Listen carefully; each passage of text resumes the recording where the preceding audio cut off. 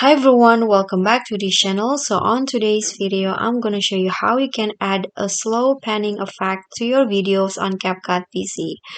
So first you need to prepare your clips and then go to video effects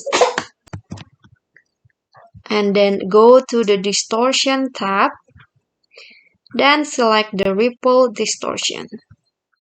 Okay, you need to download it first if you haven't, and then just click on the plus icon and adjust the effect. So for the blur, lower it to 0, the twist also 0, and then for the sharpen 0, and then for the size, lower it into 15, and then and last for the speed, adjust it into 40. Okay, you can see the result and adjust the effects so that it fits the whole clips.